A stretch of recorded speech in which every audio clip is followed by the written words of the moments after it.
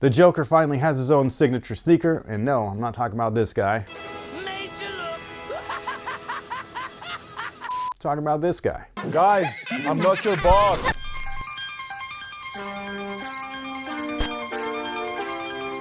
Hey, what's going on, guys? My name's Chris. Welcome back to the official WearTesters.com YouTube channel. Today we got a detailed look and breakdown on these potential bad boys right here. This is Nikola Jokic's first ever signature shoe. Now, before we deep dive into these potential bad boys, we do have a quick word from today's sponsor, which just so happens to be one of the very few retailers that will be carrying this product, and that just so happens to be the good folks over at Scheels. They're a retailer both in-store and online. They have a wide variety of sneaker brand accounts. They are official account holders for brands such as Jordan Brand, Nike, and so on and so forth. They carry all kinds of different footwear and sporting equipment, and on top of all of that, they do have a sneaker release calendar, so if you ever wanted to see what was coming from Scheels, you can always go to their website. Links down below in the description box. Now, with that being said, this is the box. It's pretty basic. You just kind of open it up, just a normal lid box and stuff like that, but there are, I don't know what to call it, but just some kind of weird graphic. It just looks like the shoe, but just, I don't know what you would call this, like faded? It's not that cool.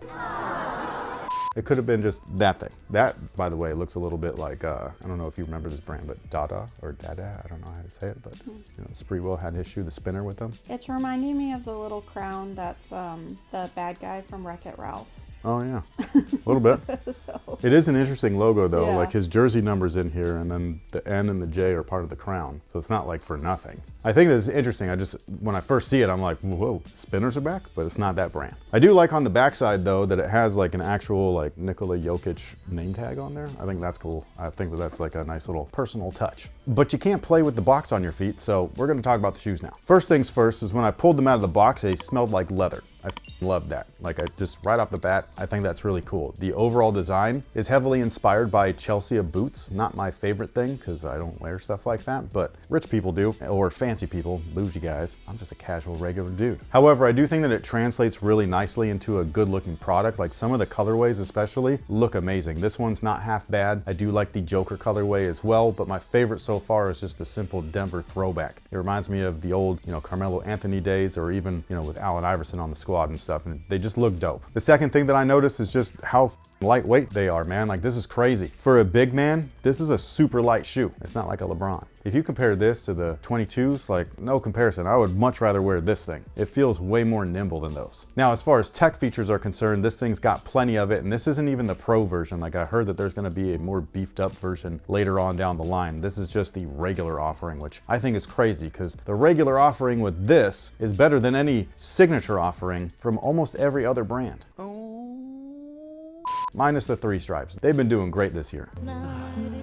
Now, as far as the outsole is concerned, the press release was kind of weird. It said that this was Serbian ethnic traction. I just feel weird saying that. It's Serbian inspired. However, the rubber compound itself feels amazing. It's their diamond grip outsole right here. Not only that, the implementation of it is kind of interesting. The forefoot section is a full-on cup sole. Obviously not full-on as far as full length goes, but in the toe area, fully cupped, and then there's full length and goes all the way down to the heel and everything like that. So it's a big wrapped up one piece. And when I use it on my stage over there, which has an actual like basketball floor on it, the grip feels amazing. So I'm really confident, or at least I'm really hopeful and confident, that this is going to be a top tier performer. I will say one of my favorite basketball shoes so far this year, and I have not made my list yet, it is coming, is actually a 361 product. It's that big, I don't remember what the shoe's name is because it's like a lot of numbers and stuff. It's like the Big 3 5.0, I think is what it might be called. I can't remember, but I just know that traction pattern, I was like, I don't know if this is going to work. And then lo and behold, it was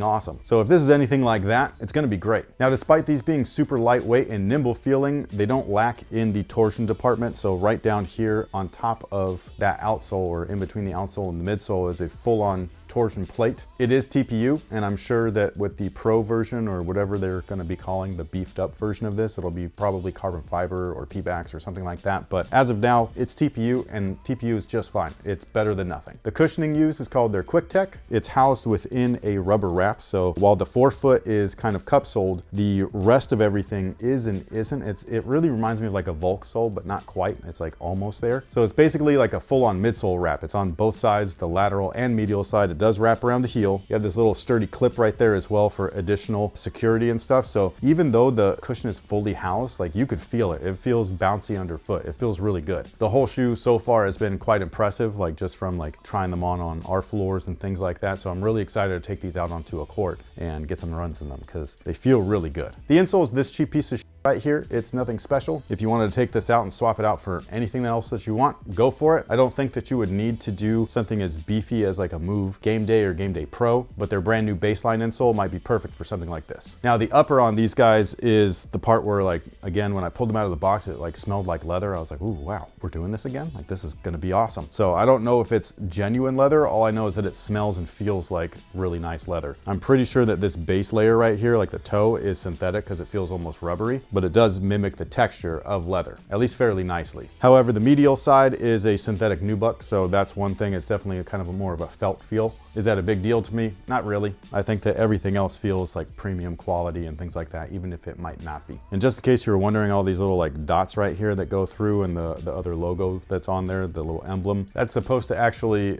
symbolize Jokic's love for horses. So it's supposed to mimic like the rivets and things like that that you would find in like a saddle. The eye stay area is very interesting because they could have just used the same exact materials that they did everywhere else, but instead they swapped it out for TPU, so it's a lot stronger. It's not hot melt or anything like that, so it's not like a skin fuse type of TPU. This is an actual TPU piece of plastic, so I think that that's really great that they did that. It'll keep everything strong and structured for the lifetime of the product, at least hopefully. The heel counter area I think is just very interesting looking. It's kind of striking as far as a visual reference goes. Almost reminds me of like a Robin shoe or a Pixie shoe, an elf boot if you will. Just this swooping motion is kind of interesting to see. That's really just the pull tab. It's not actually functional or anything like that, so it's just there for visuals. It is a mid-top shoe, not a low, not a high, right there in the middle. But again, the heel counter feels substantial. It feels almost as strong as a Kobe shoe, so I think that that is also awesome. Internally, it's kind of hard to see, but there's a lot of padding, like sculpt padding around there. So when you put your foot in, they just feel good. In terms of sizing, I actually had to go up half a size just because they didn't have a size 9, and I'm kind of glad that I did because they're a little bit narrow and lengthwise they feel perfect actually, so I was kind of surprised about that. So I think for most people, possibly going up half a size could work out. Go true to size if possible, just to be safe. But if you're a wide footer, I think that you'll definitely want to go up at least half a size. And with all that being said, what is today's question of the day? Have you ever regifted a Christmas present? No, I don't regift anything. If you give me a gift, it's sacred. Wow. Yes. I'm serious. Even you guys. A lot of you guys have sent stuff over the years, and if it's not here in the house, it's in storage, and I still have it all. Letters, postcards, little notes that came with other things. I have all of it. Those are like keepsakes and memories and stuff like that. So never. That's how I feel. Well, to be fair, with all of that stuff, like the things that have been given to you or whatnot, like they're very on the nose for you. So like it would make sense for you to like re-gift it to somebody else. What do you mean? Like, I'm just saying, like, the things that you've received, whether it's, like, certain shoes or pieces of artwork that you've gotten, like, it's very, like, I don't even know how you would re-gift those types of things. Obviously, I wouldn't re-gift that, but, like, if you name a gift that you've given me that I've re-gifted. No, I know. There isn't one. That's what I'm saying, is, like, if you take the time to even think of me and then give me something out of the kindness of you thinking of me, I feel that that is sacred. Like that's a bond that you should not break. So that's how I feel about it. But what about you? I've definitely re-gifted. Oh, you are evil. Well, I'm a girl, and it's kind of like, so for example, you were being asked by our nephew. He has to do like a Secret Santa for a girl. Oh, yes. And you were just like, get her some body spray. Like, so like that's the thing. As a girl, I have received many a candle, many a coffee mug, many a... Wait, hold on. So there are things that you could just pass on to somebody else. Let me interject for a second.